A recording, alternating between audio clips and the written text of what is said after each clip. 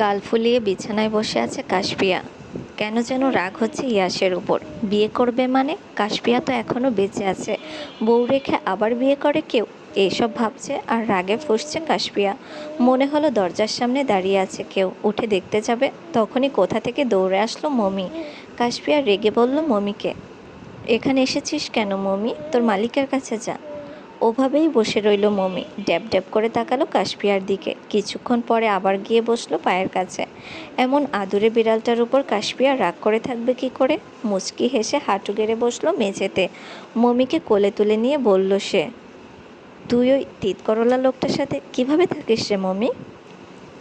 যেভাবে তুমি থাকতে। পরিচিত কণ্ঠস্বর কানে আসতেই দরজার দিকে তাকালো কাশপিয়া। বুকে দুই হাত ভাঁজ করে দরজার সাথে হেলান দিয়ে দাঁড়িয়ে আছে ইয়াস। কাশপিয়া ওর চোখ সরিয়ে নিল অন্যদিকে। ইয়াস দরজাটা আটকে দিয়ে একটু একটু করে এগিয়ে আসলো ওর দিকে। অভিমানিনীর অভিমান ভাঙেনি, ভালোই বুঝতে পারছে সে। কিন্তু ইয়াসও যে ঠিক করে নিয়েছে আজকে তার উপমার মনে থাকা সব রাগ অভিমান সরিয়ে দেবে নিজের ভালোবাসা দিয়ে। এত অভিমান কেন করছো উপমা? দূরত্ব না বাড়ালে কি ভালোবাসার গুরুত্ব বাড়ে বলো? কিছুক্ষণ থেমে থেকে আবার বলল ইয়াস, একটা প্রশ্নের উত্তর দেবে? ইয়াসের কথায় মন গলেনি কাশপিয়ার। অভিমানী স্বরে বলল অন্যদিকে তাকিয়েই, কী প্রশ্ন? তুমি কখন বুঝতে পেরেছো তুমি আমাকে ভালোবাসো? ফটাফট উত্তর দিল কাশপিয়া। কে বলল আমি আপনাকে ভালোবাসি? আমি তো আপনাকে ভালোবাসি না। ঠিক আছে, তবে বিয়ে করে নি, তোমাকে ভুলতে আমারও সময় লাগবে না। রেগে তাকালো কাশপিয়া। মমিকে কোল থেকে নামিয়ে ইয়াসের কাছে এগিয়ে গেল। ওর বুকের মধ্যে ঘুষি মেরে বলল রাগত স্বরে, জলজ্যান্ত আমি দাঁড়িয়ে আছি আপনার সামনে, আর আপনি বারবার বিয়ের কথা বলছেন? লজ্জা লাগে না? কষ্ট হয় না? হাসলো ইয়াস। কাশপিয়ার হাতটা ধরে ওর বুকের বাম পাশে রেখেই বলল, হুম, উপমা কি আমার জন্য কষ্ট পায়? আমি পাবো কেন? এক ঝটকায় ইয়াসের থেকে নিজের হাতটা ছাড়িয়ে নিল কাশপিয়া। গটগট করে হেঁটে বিছানায় গিয়ে বসলো সে। বলল আবারও, একদম ঢং করবেন না। আপনার চিন্তায় আমি কত রাত ঘুমাইনি জানেন? আমাকে ছেড়ে এসে তো ভালোই আছেন আপনি, আমি বোকার মতো ভেবে গেছি আপনার কথা। কথাগুলো বলেই জিভ কাটল কাশপিয়া। আবেগী হয়ে কী সব বলে দিয়েছে, খেয়ালও করেনি এতক্ষণ। ইয়াস হাসছে কাশপিয়ার মুখের ভাবভঙ্গি দেখে। এগিয়ে গেল ওর কাছে, পাশে বসে কাশপিয়াকে ঘুরিয়ে নিল নিজের দিকে। ওর মাথার এলোমেলো চুলগুলো সব ঠিক করে দিয়ে চুমু দিল কপালে। মুচকি হেসে বলল কাশপিয়াকে, তুমি আমাকে ভালোবাসো উপমা, মুখে না বললেও ভালোবাসো। কাশপিয়ার কী যেন হলো, ছলছল চোখে কিছুক্ষণ তাকিয়ে রইল ইয়াসের মুখপানে। করেই জাপটে ধরল ইয়াসকে, বুকে মাথা রেখে বলল সে, বাসি তো, আমি আপনাকে ভালোবাসি, পাগলের মতো ভালোবাসি। আমার একদিকে আপনি, অন্যদিকে পুরো পৃথিবী। আপনাকে ছাড়া যে আমার অন্ধকার লাগে সব কিছু। ইয়াস পুরো কথাটা বলতে দিল না কাশপিয়াকে। থুতনিতে হাত রেখে ওকে ফেরালো নিজের দিকে। টুপ করে ঠোঁটে একটা চুমু দিয়ে বলল, তুমি কবে আমার জন্য এতটা পাগল হলে উপমা? কবে থেকে বুঝলে আমাকে ভালোবাসো? আমি চলে আসার পরেই তো? ওপর নিচ মাথা নাড়ালো কাশপিয়া, যার উত্তর হ্যাঁ। ইয়াস ওকে জড়িয়ে ধরলো আবারও। কাশপিয়ার মাথাটা চেপে ধরলো নিজের বুকে, বলল মুচকি হেসে, দেখলে তো, দূরত্ব বাড়লে ভালোবাসা বাড়ে। তোমার জীবনে আমার প্রয়োজনীয়তা বোঝানোর জন্যই আমাকে এত কিছু করতে হলো। ড্রয়িং রুমে বসেছিল সুফিয়া বেগম। একটু আগেই কথা বললেন কাশপিয়ার সাথে। ছেলে বৌমার বনিবনা হয়নি দেখে খারাপ লাগছে ওনার। ঈশানের ঘটনাটাও কানে এসেছে উজ্জ্বলের ওসিলায়। প্রথমে বিশ্বাস করতে পারেননি তিনি, তবে দুয়ে দুয়ে চার মেলাতে খুব একটা সময় লাগেনি। ঈশান যেমন উশৃঙ্খল, মদ খেয়ে মাতলামো করে, হয়তো করেছিল এমন। পরপর দুইবার একই ঘটনা তো পুরোটা মিথ্যে হতে পারে না। সবটা শুনে ঈশানের প্রতি ওনার মায়া লাগছে কম, ঘৃণা হচ্ছে বেশি। এই ছেলেকেই কিনা এতদিন খাইয়ে পরিয়ে মানুষ করলেন। সব কিছু ভেবে দীর্ঘশ্বাস ছাড়লেন সুফিয়া বেগম। স্বামীর ডাক পেয়ে চলে যাচ্ছিলেন সিঁড়ি বেয়ে নিজের রুমে। দরজায় ঠক ঠক আওয়াজ কানে আসতেই ফিরে তাকালেন সুফিয়া বেগম। আফিয়া, উজ্জ্বল, সিমি সবাই মাত্রই আসলো। রোহি নিজের রুমেই আছে, ইদানিং রুম থেকে বের হয় না সে। সুফিয়া বেগম আস্তে আস্তে এগিয়ে গিয়ে খুলে দিলেন দরজাটা। দরজার সামনে দাঁড়িয়ে থাকা ঈশানকে দেখে ভ্রু কুঁচকালেন তিনি। ঈশানের একটা হাতে পুরোপুরি ব্যান্ডেজ করা, অন্য হাতটাও ঠিকঠাক নাড়াতে পারছে না। এতদিন সে হসপিটালেই ছিল। সুফিয়া বেগম মাঝে মধ্যে গিয়ে দেখা করতেন ওর সাথে, তাও বাড়ির সবাইকে লুকিয়ে। ঈশানও বুঝতো না উনি লুকিয়ে লুকিয়ে দেখে আসতেন ওকে। মায়ের মন তো, তাই ছেলে এত ভুল করেছে জেনেও অসুস্থতার খবর পেয়ে দেখতে গিয়েছিলেন ওকে। তবে এই প্রথমবার ঈশানের এমন অবস্থা দেখে মায়া হচ্ছিল না ওনার। এত বড় ভুল করেছে, জানার পর মায়া হবেই বা কী করে? কটমট কণ্ঠে বললেন সুফিয়া বেগম। কি চাই? কেন এসেছো এখানে? অসহায় ভঙ্গিতে মায়ের মুখপানে তাকালো ঈশান। বলল ওনাকে, আমি আর কোথায় যাব আম্মু? তোমার ওই মুখে আমাকে আম্মু ডাকবে না ঈশান। তোমার নামটা নিজের মুখে উচ্চারণ করতেও লজ্জা লাগে আমার।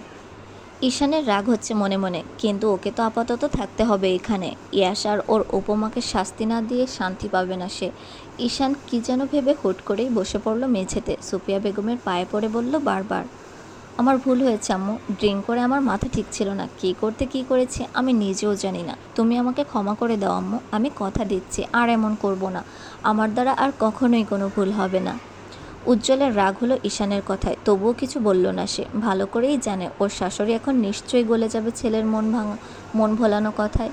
সত্যি হলো উজ্জ্বলের ভাবনা। ঈশানের আকুতি মিনতি আর বারবার ক্ষমা চাওয়ায় মন গলল সুফিয়া বেগমের। যতই হোক কোলেপিঠে করে বড় করেছেন ওকে। আফিয়া আর ইয়াস যখন ছিল না, তখন তো এই ঈশানকেই আঁকড়ে ধরে বেঁচেছিলেন তিনি।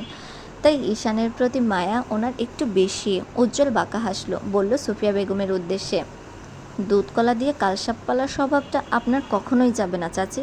পরের বার যখন মস্ত বড় কোনো বিপদ ঘটবে এই ছেলের জন্য, তখনই আপনার আর এই বাড়ির সবার শিক্ষা হবে। প্রতি উত্তর করলেন না সুফিয়া বেগম। বাকিরাও চুপ রইল। ঈশানকে নিজের রুমে যেতে বলে চলে গেলেন সুফিয়া বেগমও। উজ্জ্বল রেগে বেরিয়ে গেল বাড়ি থেকে। অন্ধকার রুমে বসে আছে রুহি। গান বাজছে বিছানায় ফেলে রাখা ওর ফোনটাতে। যাও পাখি যারে ওরে, তারে কয়ো আমার হয়ে, চোখ জ্বলে যায় দেখবো তারে। ফোনের গানটা বন্ধ হয়ে গেল। রিংটোন বেজে ওঠার শব্দ আসলো রোহির ফোনে, কিন্তু কে কল দিয়েছে ফোনটা হাতে নিয়েও দেখল না সে।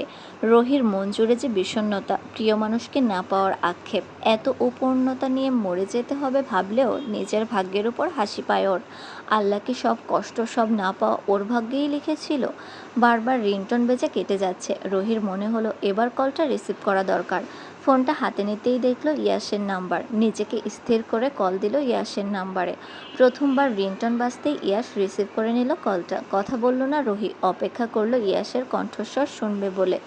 সত্যি হলো ওর ভাবনা। রোহি কিছু বলার আগেই বলল ইয়াস, কেমন আছো? দীর্ঘশ্বাস ছেড়ে উচ্চারণ করলো রোহি, ভালো।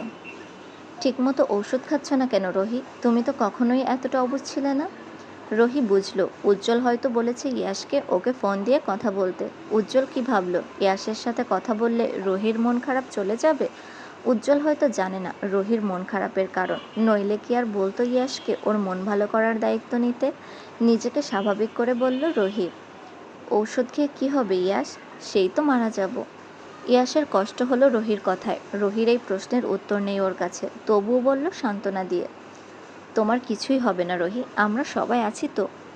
মেঝেতে বসে থেকেই খাটের সাথে মাথাটা এলিয়ে দিল রোহি। বলল দীর্ঘশ্বাস ছেড়ে, সবার দরকার ছিল না ইয়াস, কেবল তুমি থাকলেই আমার হয়ে যেত। কিন্তু তুমি তো আমার হলে না। তোমাকে না পাওয়ার আক্ষেপ যে আমার কোনোদিনও যাবে না। চোখ বন্ধ করে শ্বাস ছাড়ল ইয়াস। কি বলে বোঝাবে রোহিকে? এতটা অবুঝ কেন রোহি? ইয়াসই বা কী করবে? ওর হৃদয়ের একমাত্র রানী যে উপমা। ইয়াসের সবটুকু ভালোবাসা কেবল উপমা পর্যন্তই সীমাবদ্ধ। অন্য কাউকে কিভাবে ভালোবাসবে ইয়াস? এ যে কোনো কালেই সম্ভব না। ইয়াসের নীরবতা দেখে রোহি মুচকি হাসল। বলল ইয়াসকে, তুমি আমাকে স্বার্থপর ভাবছো ইয়াস? সত্যি আমি স্বার্থপর। তোমার ব্যাপারে আমি বরাবরই স্বার্থপর। দেখেছো, তোমাকে ভুলে যাব বলেও আমার পাগল মন কেবল তোমাকে নিয়েই ভাবছে। মৃত্যুর দ্বার প্রান্তে দাঁড়িয়েও যদি কেউ আমাকে জিজ্ঞেস করে আমার কী চাই, আমি তোমাকেই চাইব ইয়াস, যেভাবে তুমি চাইবে উপমাকে। বিস্মিত কণ্ঠে বলল ইয়াস। রোহি? রোহি বুঝলো ইয়াস বিরক্ত হচ্ছে ওর কথায়। বলল আবারও, রাখছি। তোমাকে চেয়ে আমি নিজের পাপ বাড়াতে চাই না। তুমি ভালো থেকো ইয়াস। পৃথিবীর সব ভালো তোমার হোক। তোমার কপালেই সব ভালো জুটুক। আমাকে একটু মনে রেখো। ভালোবাসায় না হোক ঘৃণায়, তবুও প্লিজ মনে রেখো।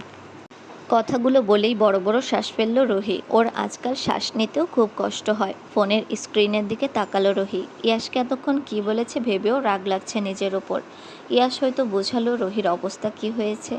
দীর্ঘশ্বাস ছাড়ল ইয়াস। চিন্তিত কণ্ঠে উচ্চারণ করলো কেবল, রোহি তুমি অসুস্থ, এত কথা বলো না। কলটা কেটে দাও ইয়াস, আর আমাকে কল দিও না তুমি। ইয়াস শুনল রোহির কথা, কলটা কেটে দিল কিছুক্ষণ অপেক্ষা করে। আজকে নিজেকে বড় স্বার্থপর লাগছে ইয়াসের কাছে। রোহিকে যে সে নিজের বোন ভেবেই এসেছে চিরকাল। ওর পাগলামিতে সায় জানায়নি কখনোই। কিন্তু মেয়েটা যে এখনও ওকে পাগলের মতো ভালোবাসে, দেশে না গেলেই বুঝতোই না ইয়াশ। গিয়েছিল তো তার ভালোবাসাকে খুঁজতে, কারোর মন ভাঙার কারণ হয়ে ফিরে আসতে হবে জানা ছিল না ওর।